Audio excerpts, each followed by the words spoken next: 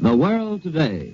By shortwave radio, Columbia now brings you reports from its foreign correspondents overseas with summaries of the latest world news presented over these stations by Golden Eagle Gasoline. Go ahead, New York.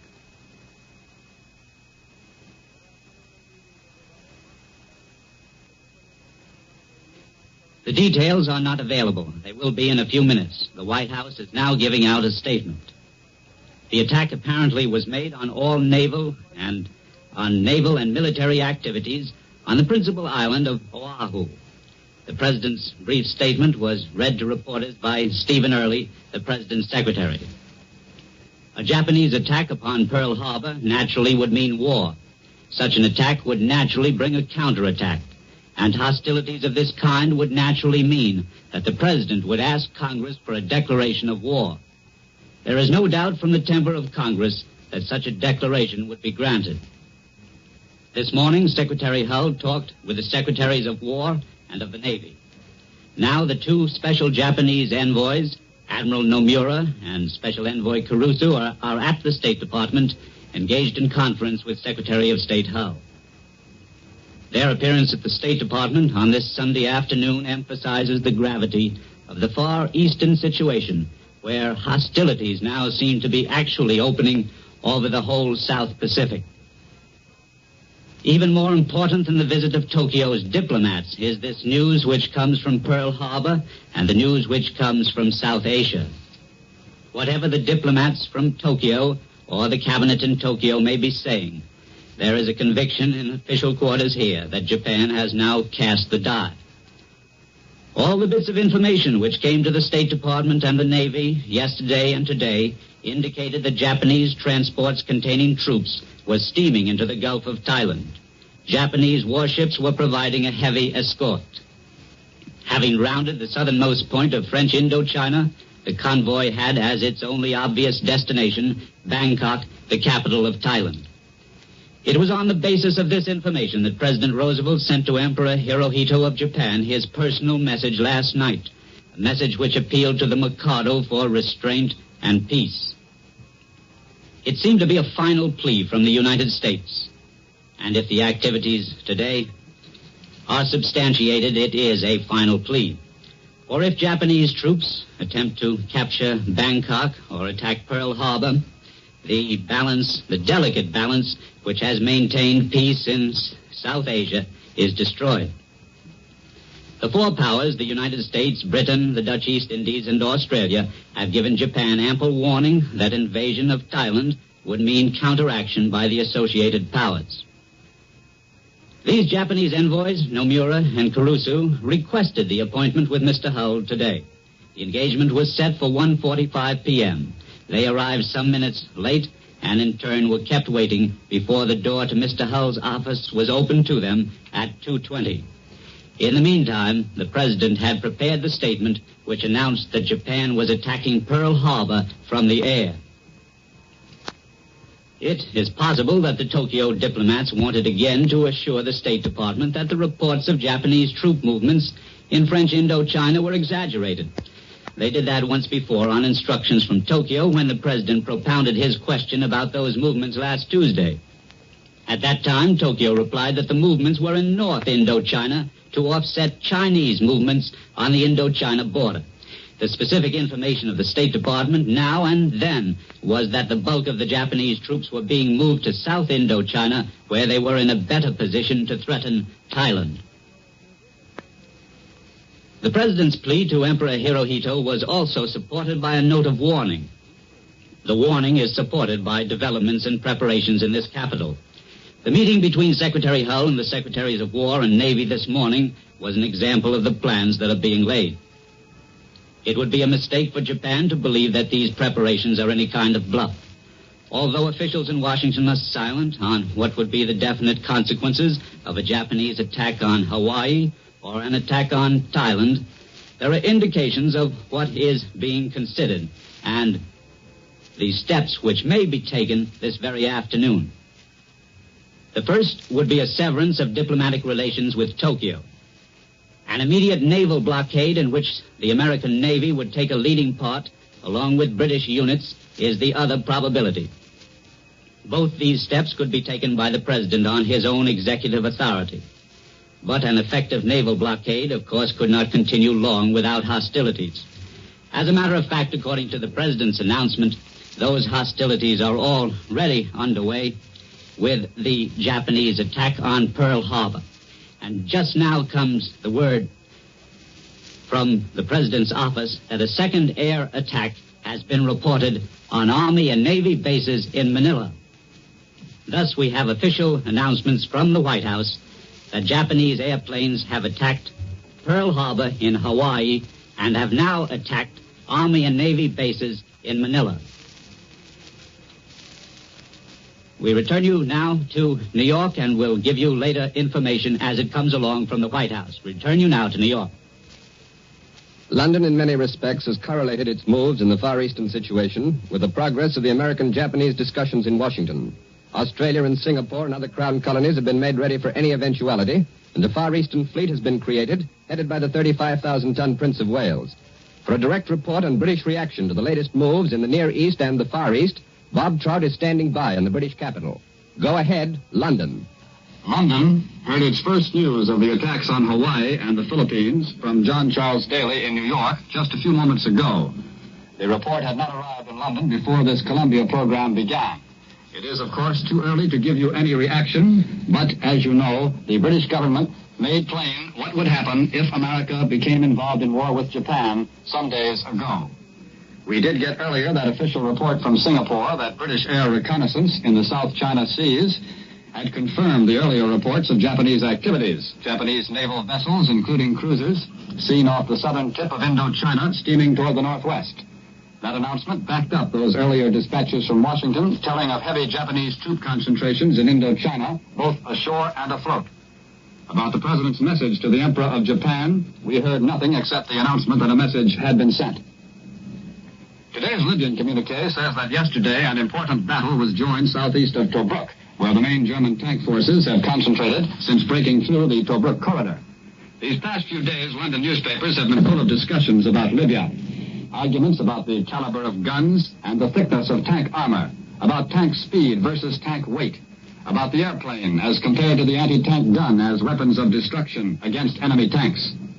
Through these lengthy articles, there has run as the theme the conviction that Britain must counter the enemy's modern war technique with methods even more modern. Now, not all this recent discussion is adversely critical.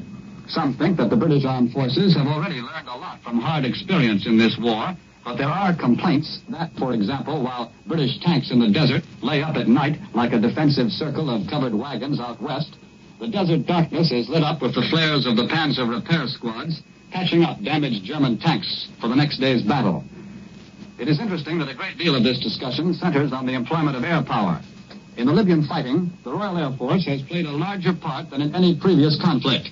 But many military writers are saying that British planes still do not play the same integral part in a tank battle that the German planes do. A typical comment is this from last night's Standard. Nobody in his senses would argue that the fleet should be without its own fleet air arm. So why do we send our soldiers out to fight without the same coordinated weapon? That is some of London's reaction to the Battle of Libya. Later, I believe, we shall hear a report on this broadcast direct from Cairo. The British are disappointed about the recent experience of Dr. Julian Huxley in the United States. Just yesterday, the latest issue of The Spectator came out with some observations about British speakers in America. It said that Dr. Huxley is a speaker who will soon wear down any suspicion of propagandism.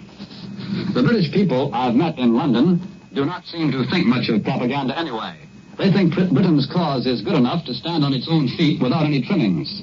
They're more interested in the enemy's propaganda, which frequently causes amusement in London. German claims are printed in London newspapers, and the airwaves over Britain are full of German radio programs. Listeners can tune in whenever they feel like it.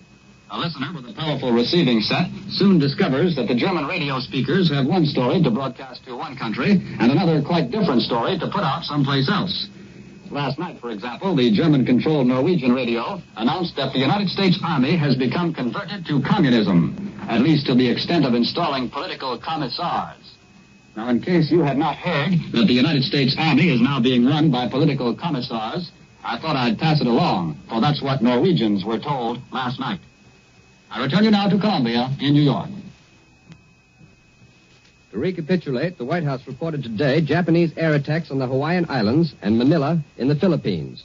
Now, following a week in which the North African campaign has seen only local actions and a regrouping of forces by both sides, Bob Trout reported, as he told you just a few moments ago, that there is a resumption of hostilities on a major scale. These reports from North Africa are interesting in the North African campaign, but of course the Far East still holds the center of the stage and will probably for some time. Here in the studio with me is Major George Fielding Elliott, Columbia's military expert, who will analyze now these latest developments in the Far East. Major Elliott. The Japanese appear to be taking the offensive in an effort to delay and impede American operations in the Far East. Apparently confronted with a situation in which there was no escape except war, the Japanese have attacked the main American naval base in the Pacific at Pearl Harbor on the island of Oahu in the Hawaiian Islands. This attack is by air and can only come from aircraft carriers, since the Japanese do not have any bases close enough to the Hawaiian Islands from which to launch land-based aircraft. This is a very great risk for the Japanese to place aircraft carriers within reach of the very powerful naval patrol bombers and the long-range Army bombers on the island of Oahu. It is a risk which would only be assumed as a very desperate measure, one which may well result in the loss of the carriers that are making the attack, but may also gain for the Japanese important time to carry out operations in the Far East because of the damage that they may inflict on the naval base and shipping in Oahu, and thus delay the proceeding of the United States Pacific Fleet to the Western Pacific. That is probably the Japanese object, and we don't know yet what success they've had in carrying it out. A Japanese air attack is also being made on Army and Navy installations at Manila in the Philippines. Manila and its surrounding area is also of military importance, but it's far less formidable in the character of its defenses than is the island of Oahu, and the Japanese consequently have a greater chance of getting away with the forces that they have sent there to make these attacks. The Japanese have probably 7 aircraft carriers in commission and an unknown number of carriers converted from merchant vessels. There are at least 3 or 4 of these, and perhaps more, with comparatively small numbers of aircraft, but together they make a formidable concentration, and they can operate about 20 aircraft from these converted carriers, and anywhere from 30 to 50 aircraft from their larger carriers. These would include both scouting and bombing aircraft, as well as fighters to protect the carriers, but in a case like this, a desperate forlorn hope business, they've probably concentrated on bombers and put every bomber on board the carriers that they will handle. They're expecting to take heavy losses, and these losses may be expected. The question is how much delay they have purchased for the carriers that they have risked. Whether there will be an actual attempt at a Japanese landing on the island of Luzon to back up the air attack on Manila is not known. It is extremely unlikely that there would be any attempt at a Japanese landing on the island of Oahu in the Hawaiian Islands. It is hardly probable that a Japanese expedition carrying troops in sufficient numbers to attack Oahu with any hope of success could have proceeded across the Pacific without some notice of it being had by our naval authorities. Consequently, it seems likely that this is an air attack and purely a delaying action on Oahu only, but the attack on Manila may be one of more formidable proportions and may include troops. The Japanese policy apparently has been to delay as long as possible on the diplomatic front and to carry on their military preparations in the meanwhile, gaining as much time as they could.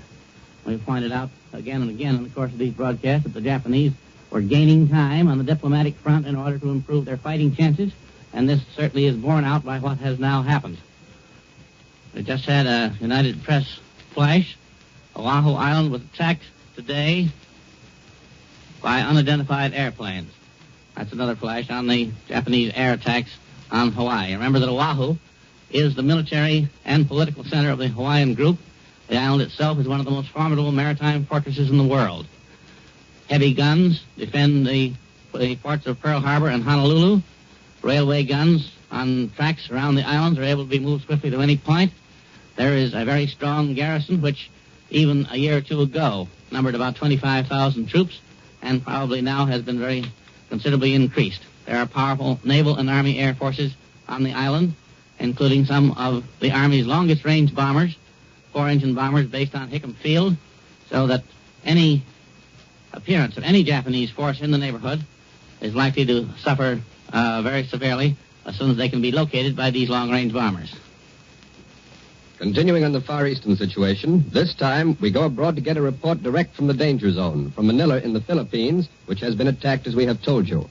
CBS correspondent Ford Wilkins has watched Manila get ready for this attack. And now, for the report of Ford Wilkins direct from Manila, go ahead, Manila. Thank you. The danger of panic is also great. With the bulk of the population shifted, there is sufficient shelter and protection to make the city safe enough for those who remain.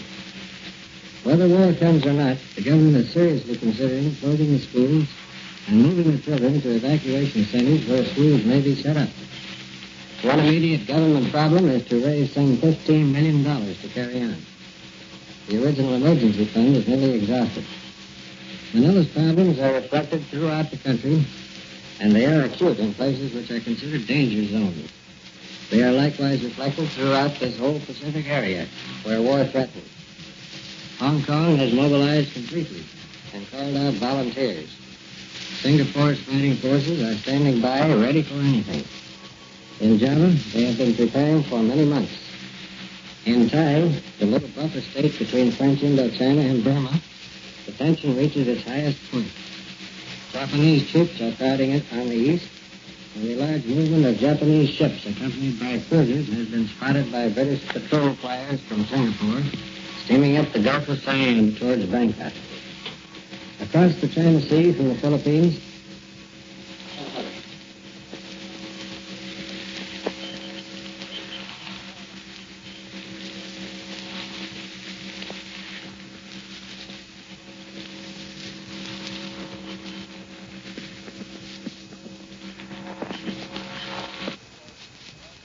due to line troubles beyond...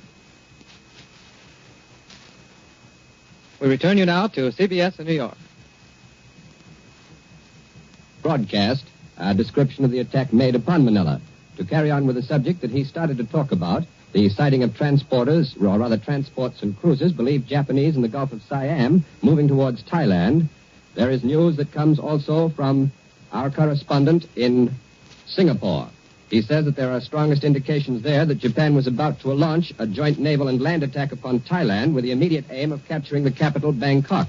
Brown confirms the earlier report of Japanese merchant and naval ships sighted off Pointe de Camo at the southern tip of Indochina and believed to have come from Saigon and Cam Bay. Major Elliott is still here in the studio beside us, and this report raises a point which I think perhaps he may be able to clear up for us. Major Elliott, do you think that this attack upon Manila and the attacks upon the Hawaiian Islands may be to cover the attacks to be made by these transports and cruisers sailing up into the Bay of Siam and supposedly sailing up there to attack Bangkok? I think very likely that's the case, Mr. Daly. The Japanese would fear, above everything else, the arrival of the United States Pacific Fleet in those waters. When that got there, if Manila was still open to it, it would be able to cut the line of communications between Japan, between the home bases in Japan, upon which everything depends, and the Japanese armies in Indochina, which have no land connections at all with the main Japanese armies in China. So that the attack on Pearl Harbor is undoubtedly intended to delay the arrival of the Pacific Fleet by doing what damage is possible. And if the carriers that make it are sacrificed, why, that's just too bad. Major Elliott, Cecil Brown, reporting from Singapore, also described British naval patrols as very active, and all units of the British Far Eastern Fleet, recently bolstered by the Prince of Wales, one of Britain's newest and biggest battleships, ready for instant action. Do you think that the units of the British fleet, which are now based at Singapore and which are cruising in the immediate area of the Gulf of Siam, will be sufficiently strong to at least hold off that attack of the Japanese, which is reportedly headed for Bangkok? Well, so far only Japanese cruisers have been reported in the Gulf of Siam, and they would be likely to be cut off by British battleships operating from Singapore. But under the circumstances, one would be inclined to believe that the main Japanese battle fleet may be somewhere in the vicinity with the purpose of perhaps trying in turn to cut the British off if they attack the Japanese concentrations in the Gulf of Siam, hoping that these Japanese ships would be able to get back toward their home bases before the American Pacific Fleet would arrive. And in turn, there is the factor of the unknown effect as yet of the Japanese air attacks on Pearl Harbor, which are intended to delay the movements of the Pacific Fleet. Well, have you any information, Major, on the British shore defenses in Sarawak and North Borneo? Do you think they can make any great difference in this action that seems to be pending in the Gulf of Siam? I think very likely that there are air bases there of considerable capacity. There was nothing 2 years ago in North Borneo and Sarawak. But the British have been working lately around the island of Labuan and also on the shore, both in Sarawak and farther north in the British Crown Colony of British North Borneo. And they probably have increased the air capacity over there very considerably. There have also been reports that heavy guns have been mounted at 1 or 2 ports along that coast with a view to establishing harbor defenses to protect them against an immediate Japanese attack. However, the Japanese might attempt a landing in Borneo, and if they are going all out on this desperate basis as they seem to be, they very likely will try to eliminate these air bases. Well, now, Major, we have here a bulletin that has just come in which says that policemen and firemen were ordered in a radio broadcast to go to Army and Navy posts immediately at Honolulu. And it brings up the question of the distance between Hawaii and Japan, which, if I remember correctly, is somewhere around 3,800 miles. Would that indicate that the Japanese attacks upon Oahu were made from carriers, necessarily, or are there Japanese-mandated islands which would be sufficiently well-developed to house either seaplanes or shore-based aircraft? No, there's nothing that's near enough to direct an attack of any force. The attack must have been made from carriers. The nearest Japanese possessions in the Marshall Islands are so far from Honolulu that it's impossible to direct any serious air attack. Long-range flying boats might do something, but the Japanese would have no reason to do that. That would be merely a pinprick, and it would have no serious effect. If the Japanese are attacking Hawaii, they're attacking it with a purpose of producing some substantial military effect, and the number of the fire effect that could be produced by what few long-range flying boats can operate from January and the Marshalls is just not sufficient for the purpose.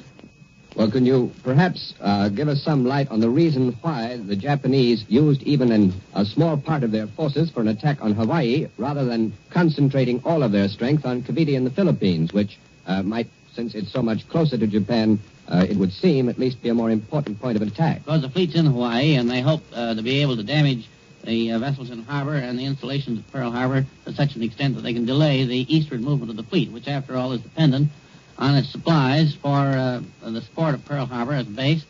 The more damage they can do to the base and to the ships that are still there, of course, we don't know the exact disposition of the American fleet, the more they can delay any vigorous action by the United States fleet in the Western Pacific because of the distances and the supply problem.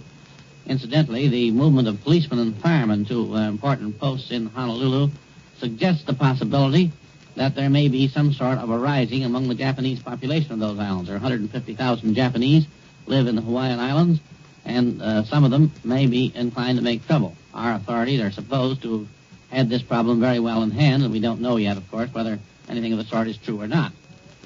Thank you very much, Major Elliott. And now, Elma Davis, CBS News analyst, who was hurriedly called into our 17th floor studios as news of this new break in the Far Eastern situation came in, is ready to analyze to some extent the political effects of this latest move by Japan. Elma Davis.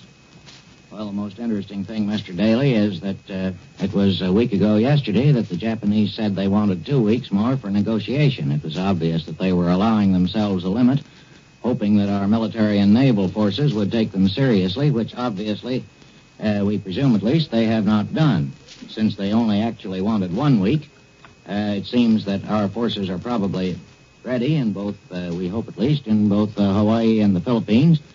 And consequently, the Japanese move is probably anticipated in those points. We just have a bulletin from London that President Roosevelt's announcement of Japanese air attacks on United States Pacific bases staggered London, which awaited fulfillment of Prime Minister Churchill's promise to declare war on Japan within the hour if she attacked the United States. Well, of course, the United States and Japan are not formally at war. However, it seems probable that in view of the Japanese attacks, this is only a question for the reassembling of Congress tomorrow, since if you have actually been attacked by the enemy, you can do but little else.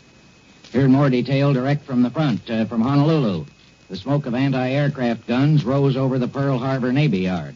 Heavy smoke also drifted up from Hickam Field in the Pearl Harbor area, apparently from fires. Witnesses said fires broke out on Ford Island. The Japanese attack was evidently well planned, and they seem to have aimed at the principal points that they should have attacked. And meanwhile, of course, President Roosevelt's message to the Emperor of Japan is one of the questions which has now passed into history. Ford Island is the Navy Air Base. Hickam Field is the Army Air Base, the Army bombing field, and it is apparent that the Japanese, who presumably attacked from carriers, as Major Elliott has pointed out, were trying to head off the reprisals from the Army and Navy bombers, which might possibly come back at the carriers from which the Japanese planes set off. This doesn't leave very much for Admiral Nomura and Mr. Kurusu to say in Washington. They have served their purpose, Mr. Kurusu particularly.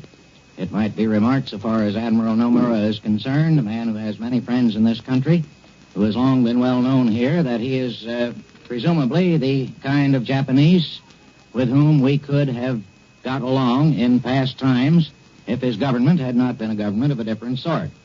Admiral Nomura is a man who is well known, as I say, and who is well liked by many Americans, and he is a reminder that there is still a type of Japanese in Japan, although they have had but little to say about their government policy in the past 10 years, with whom we could get along if they were in power, and who are perhaps the best hope of eventual good relations between America and Japan, but something else will have to be done first. Another bulletin from Hawaii that the attack was made by 50 unidentified airplanes, and that the main targets appeared to be Hickman Field, the Army bombing field, and the great naval base at Pearl Harbor. Several planes were shot down.